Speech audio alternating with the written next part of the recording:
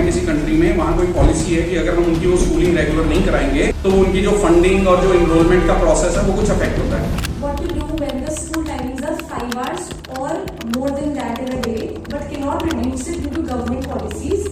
Otherwise, they will lose their funds. मतलब basically यहाँ पर पॉलिसी के हिसाब से अच्छा, फॉरेन अब्रॉड से। तो मैं यहाँ ये ऑनलाइन प्रोग्राम को एक बार थोड़ा सा बता देता हूँ पहले, जो आपको नहीं पता है। ये मैंने उन पेरेंट्स के लिए बनाया है जिनके यहाँ पर पेरेंट्स 1.5 महीने या 3 महीने के पेरेंट्स ट्रेनिंग प्रोग्राम में इनरोल हो जाते हैं और उसके बाद उनको वापस जाना होता है। तो तब तक हमारे ट्रेनर्स का बच्चों के साथ में और पेरेंट्स के साथ में एक फ्रीक्वेंसी समझ आ चुकी होती है।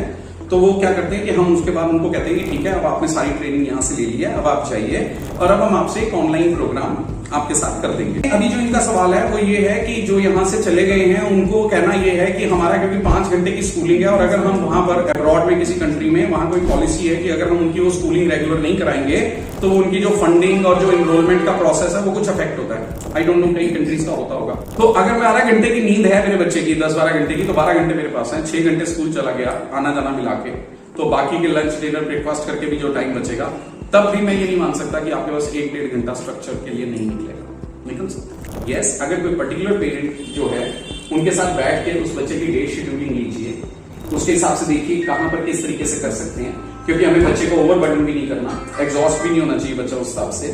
तो उस चीज को प्लान करेंगे कि कैसे क्या कर सकते हैं। तो ये केस टू केस बेसिस हमें समझना होगा कि क्या है।